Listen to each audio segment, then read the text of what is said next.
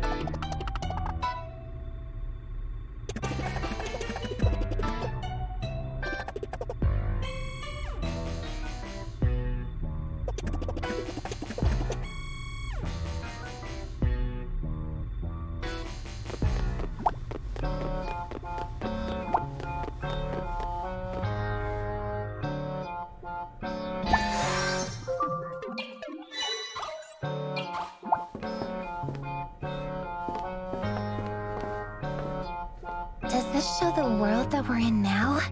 Here, you may peruse records of this realm's reorganization process. This world is completely mechanized.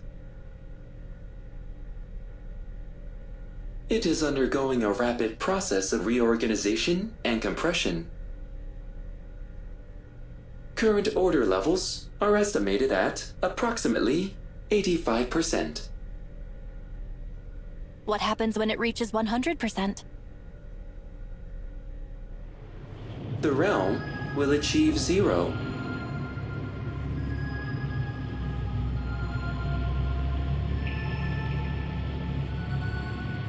You mean it'll disappear?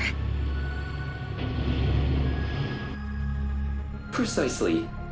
We've constructed this secret base to resist that outcome. So all of the machines are reorganizing the realm. Except for the machines that are trying to stop it. That sounds complicated. The most effective means of stopping the reorganization lies in chaos.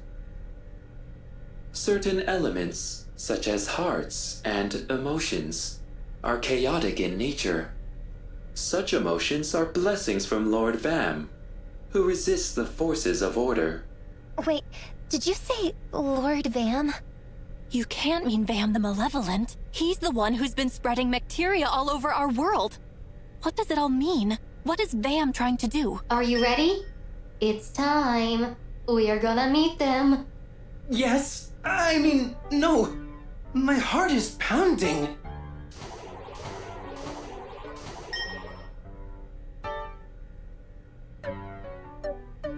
I'm not ready. Neither am I. The robots from before. They're upstairs. Hurry, before they leave again.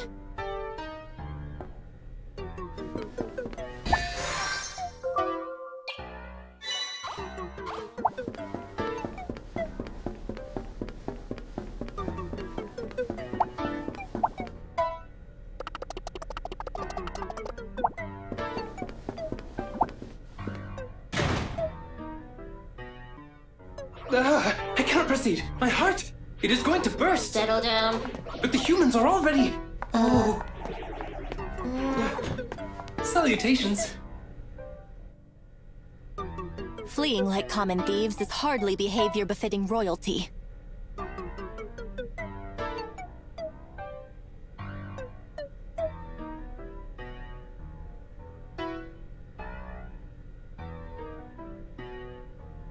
Wait, we can explain.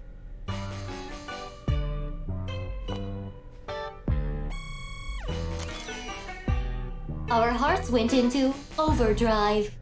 So you two are robots that possess hearts as well. I think you dropped this.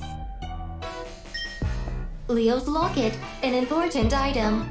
Leo? You know Leo? I was afraid we might have lost it. Thank you for retrieving it. It was Master Leo who installed our hearts in the first place. Leo gave you your heart, just as Vam the Malevolent gave hearts to other robots? Correct. It is thanks to Master Leo that all robots here can coexist.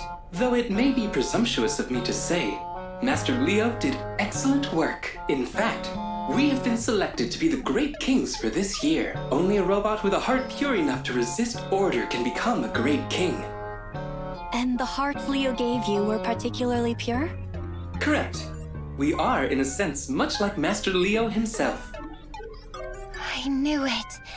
That's why you smell so gentle. Perhaps it also explains why my heart reacted so strongly to the sight of you. It beats so hard. I feared it might burst. Ba-bum, ba-bum, ba-bum. That's Leo's heart. Wait, so that means... Perhaps the necklace was the ruse. And he actually has feelings for me. Leo... Meanwhile,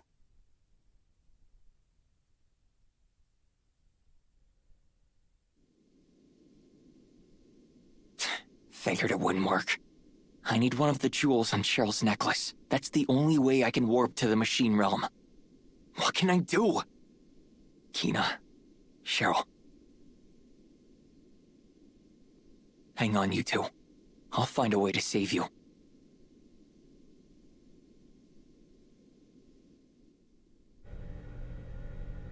From now on, you're Prickle. You're Clicker. Acceptable. Is there a reason for these names? You're just kinda, you know, prickly. Are you suggesting my behavior has thorns somehow? This reasoning does not compute. And you're totally clicky. Huh? I'm clicky? Your sense of aesthetics is truly singular, Kina. Thanks. I think. We dubbed thee Prickle and Clicker. Perfectly suitable names, I'd say. We have never had such designations before, previously. We were identified only by serial number. Lucky us, right? Prickle. Affirmative. We are indeed fortunate, Clicker. My heart is reacting to the sound of my new name. It feels like nervousness, but different somehow. This feeling is joy. Anyhow, Prickle and Clicker, we were hoping to ask a favor of you. Yes. You are looking for a way to return to your home realm. We shall assist you. It is the least we can do to thank you for our names. I will use that terminal over there to collect data on the human realm. However, I must ask for your patience, as this might take some time. I suggest that you rest your bodies in the room next door. I'd like to ask you something, if I may. What is your query? Which one of us caused your hearts to beat fastest? Seriously, Cheryl? One moment. Calculating. According to diagnostic data,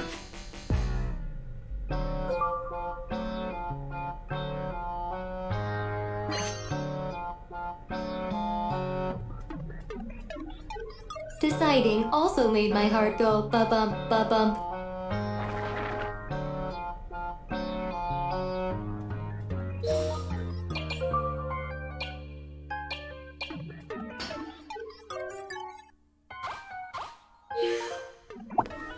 I suggest that you rest your bodies in the room next door.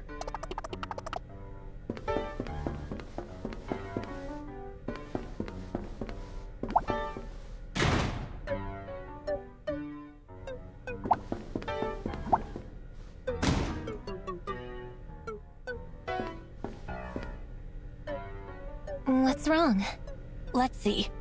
Bacteria gathers chaos for Vam the Malevolent. It's brought to the machine realm to oppose the forces of order. And order is... Cheryl, you're going to wear yourself out. Let's just rest up and focus on getting back home, okay? Yes, I suppose you're right. But still, there's something that gnaws on my mind.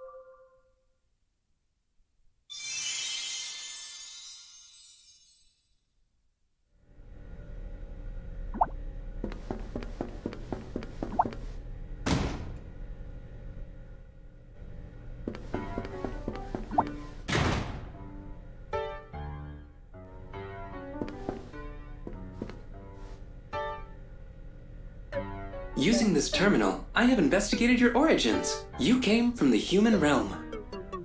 Please observe. Are you familiar with wormholes? There's a hole in the sky over Vens. Is that a wormhole? This machine realm is connected to the human realm by a wormhole. Lord Vam has modified Sentinel units to create new machines. He also created a wormhole in order to send them to your realm. Let me guess. Those machines are the bacteria, and they're traveling to our world through the wormhole. So if I'm getting this right, the wormhole connects to our world. It's like a tunnel between this world and ours. Vam creates the bacteria here in the machine realm, then sends it through the wormhole to contaminate our realm. For clarity's sake, I will use your term, bacteria, in further explanation. The bacteria was created for the purposes of collecting emotion. What purpose could that serve? Vam is acting in opposition to order. By gathering emotions, he gathers chaos for his cause as well. Bestowing hearts upon the robots here is another form of his protest. I might be wrong, but if that wormhole connects to our world, we might be able to use it to go home. It certainly seems plausible. But before we jump in, might I use that device? I'd like to see what else it can tell us. This device directly accesses the user's memories to transmit information. However, its effects on a human subject have not been verified.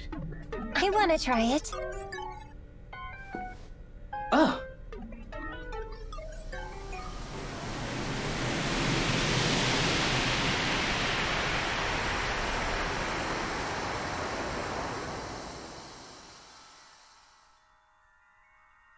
This feels strange. I can't smell anything. Is this a dream or something?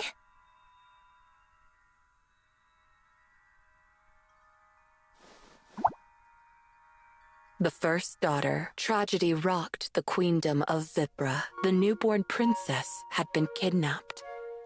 The kidnapper left a sinister message, which hung like a storm cloud over the palace. We are here to darken the future of Vibra. We have taken your nameless princess, she who shall call chaos upon the queendom. We demand the immediate termination of the royal bloodline and the full transfer of power to the people. Vibra, having barely just finished celebrating the birth of the princess, was now filled with mourning over her disappearance. Queen Synthana and her husband, Prince Garland, rallied their most trusted vassals. The company immediately began searching for the missing princess. In 2 days' time, Prince Garland managed to track down the kidnapper's hideout. But the newborn princess was nowhere to be found. The child had vanished without a trace. Queen Synthana put on a brave face before her subjects, though inside, she was racked with grief over her daughter's disappearance. Children of Vibra, I thank you for the many tears you've shed for your dear princess.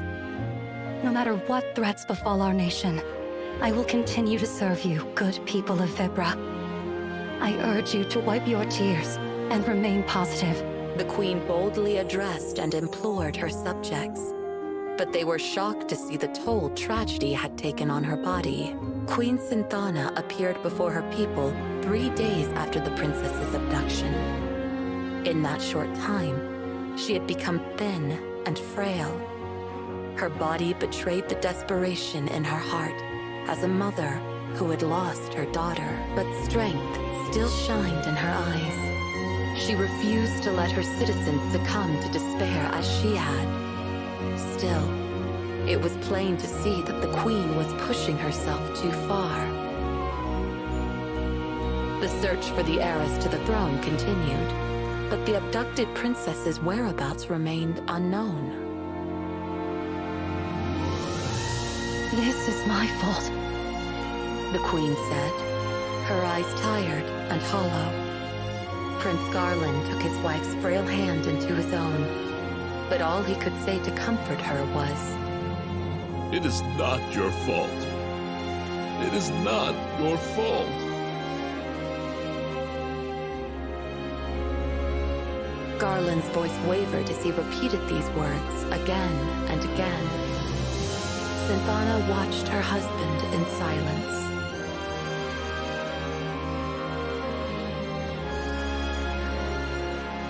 The future I'd once envisioned is no longer possible. I no longer have the power to lead the people of Vibra. We only need more time. Our people will grant us that. I feel so weak. The queen could barely manage a whisper. I've tried reaching out for her again and again, but I fear I've done all that I can do. Queen Synthana was a powerful mage. It stood to reason that her daughter would inherit such power. Since the abduction, Synthana had tried desperately to detect her daughter's magical energy. But she had not found a single hint of the princess, and now her own powers waned within her. In her grief, the queen's magic dwindled. It was as if Queen Synthana's heart had frozen, totally overwhelmed by the loss of her daughter. Oh, if only I'd given her a name straight away, instead of waiting for her naming ceremony. Try as I might to call for her, she is without a name to call. I can still feel her warmth in my hands. Her tiny body, so fragile, so delicate. Tears streamed down Queen Synthana's face. Prince Garland gently wiped his wife's cheeks dry. My queen, please, try to be at ease. I am here with you. I know it seems as though there's no end to this sadness, but I am by your side to bear it with you. Prince Garland squeezed her hand tightly. He hoped that he could give her his warmth, his presence, in place of their daughters, and thus share with her some of his strength. Synthana finally lifted her gaze to meet her husband's. Looking into her tear-drenched eyes, Garland spoke. You must focus on your own health. It's the best thing you can do for her now. Prince Garland reached out to hold Synthana. Synthana surrendered to her husband's tender embrace and wrapped her arms around him. He held her even tighter. Synthana needed his support. It was as vital to her as the air she breathed. The princess's whereabouts remained unknown. Days became weeks. Weeks became months. In time, the Vibran public came to assume their princess was dead, but none dared say so out loud. The citizens remained strong and granted Queen Synthana and Prince Garland fealty and love. Eventually, the people of Vibra stopped talking about the nameless princess altogether. Is this a story about the queen that's evidently protecting me? I don't get it.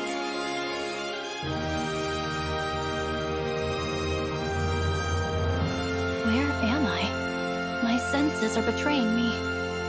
No, they've abandoned me entirely.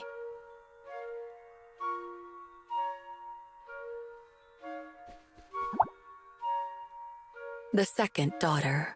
Several years had passed since the princess was abducted. At long last, the queendom of Vibra awoke to a joyous new morning.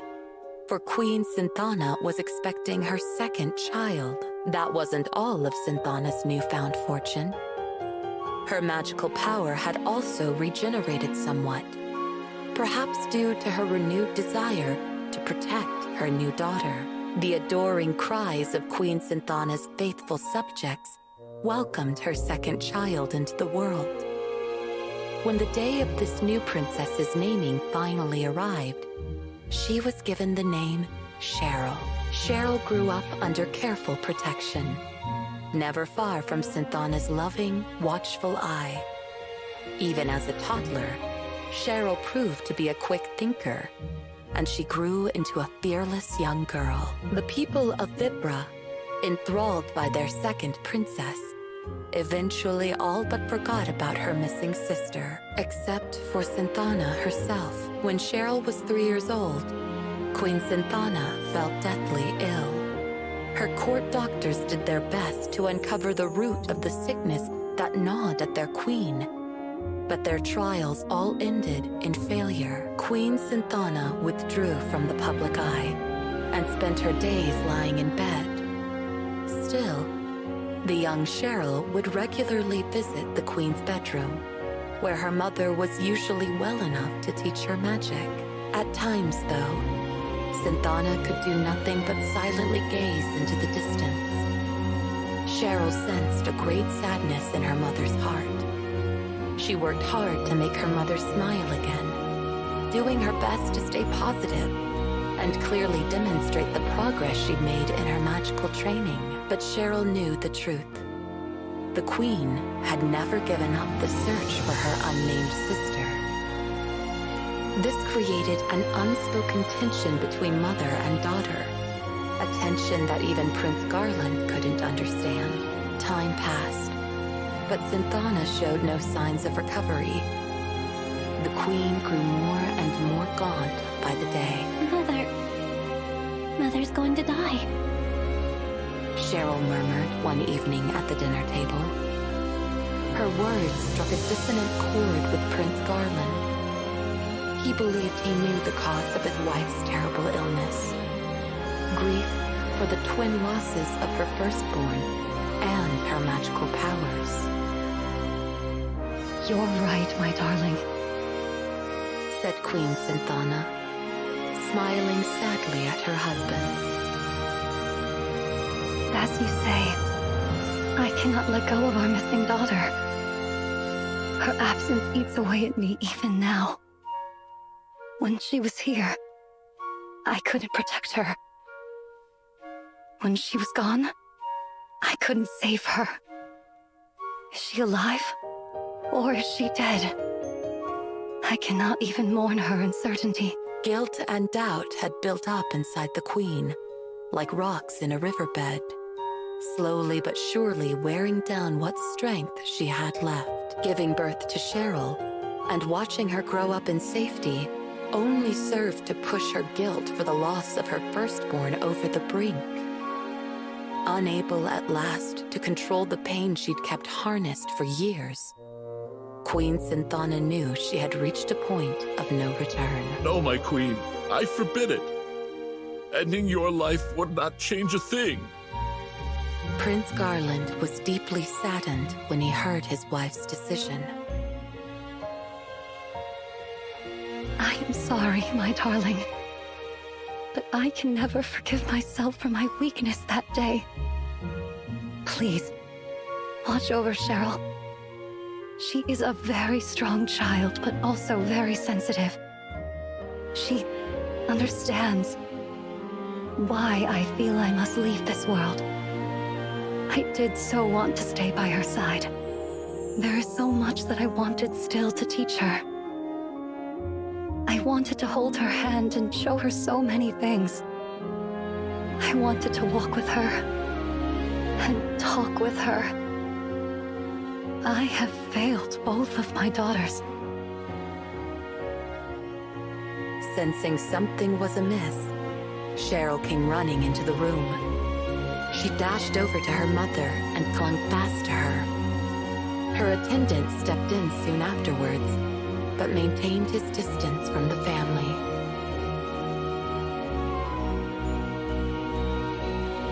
I beg your pardon, Your Highness. I was unable to stop Princess Cheryl. Never mind. Thank you, Sebastian. Synthana smiled at the attendant to assuage his guilt. She then caressed Cheryl's hair gently.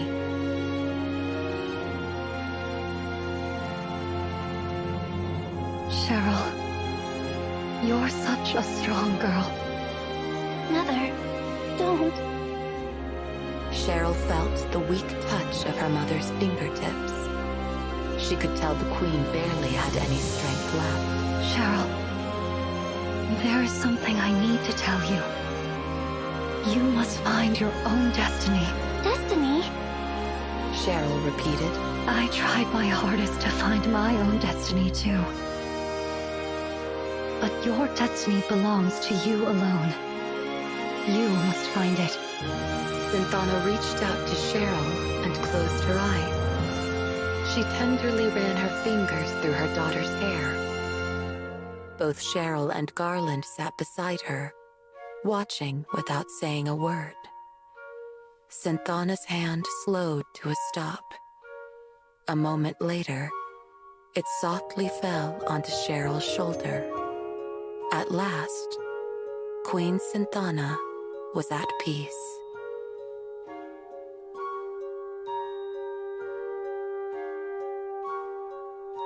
I see. This is an old memory. A memory about my older sister who went missing. Oh, how her disappearance haunted you, Mother.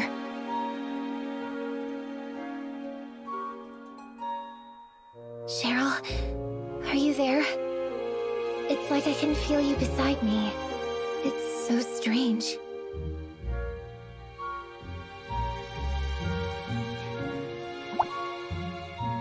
The Lost Princess. In the ancient Vibran tongue, Kina means destiny. The kidnapped princess was passed along like an unwanted gift. Eventually, fate brought the nameless princess to the frontier town of N. Owen, acting on a whim to look in the alley where she had been left, may have been guided by destiny as well. When he saw the abandoned child, Owen felt a mysterious, luminous presence around her. It was a manifestation of Queen Synthana's desires to protect her daughter. Owen gave the child her first ever name, Kina.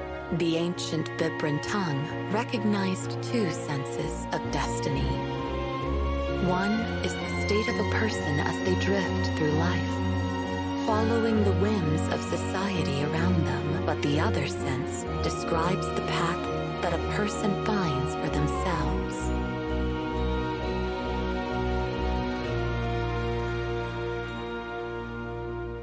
The lost Vibran princess ended up in N, just like I did. And then she met Owen. Wait, it can't be. Can it? The lost princess. She's me. Cheryl. Kina. I don't know what to say. That woman in the light. She's my mother. She's our mother. It's hard to believe, but I know it's true. I'm the Queen's lost daughter.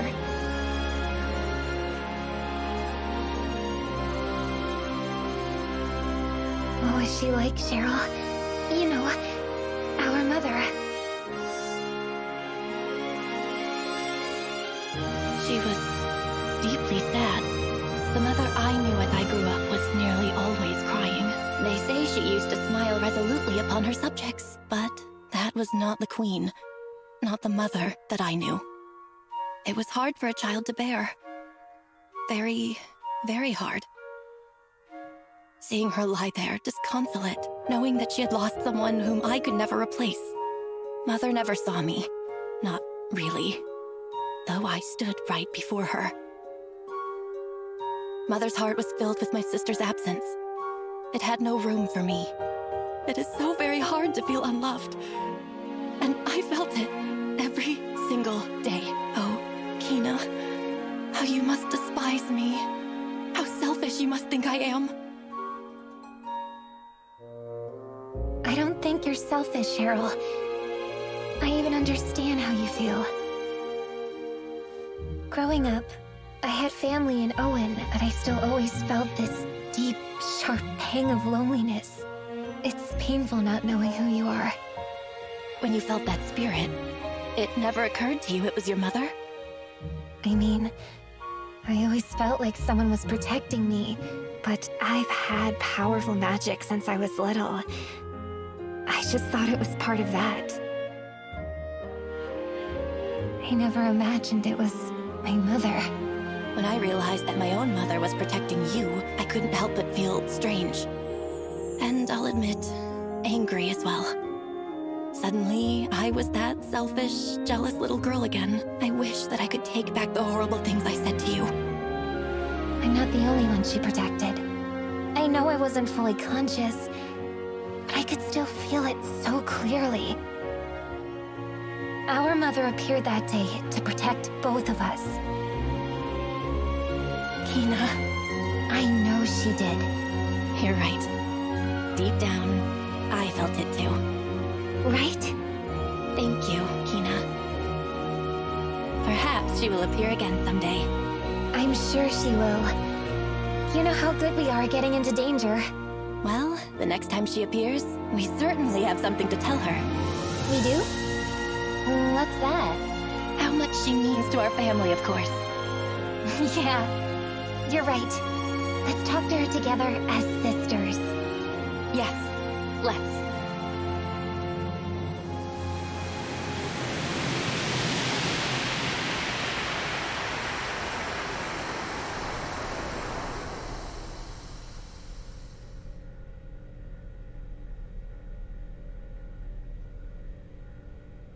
Are you all right?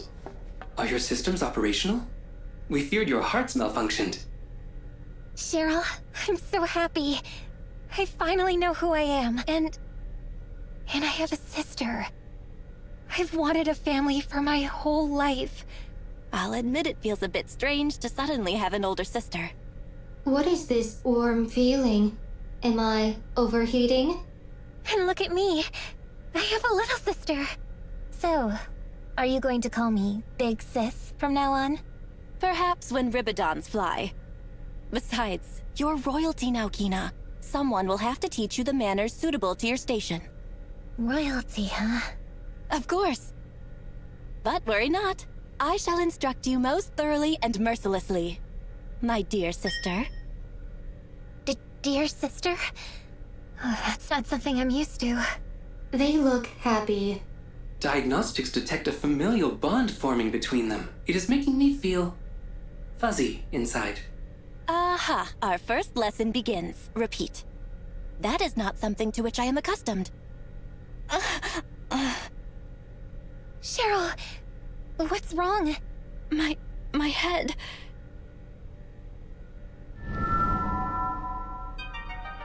The time is nigh.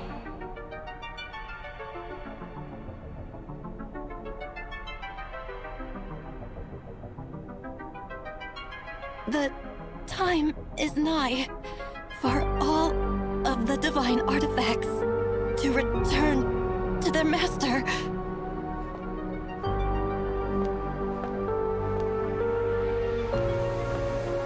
Cheryl?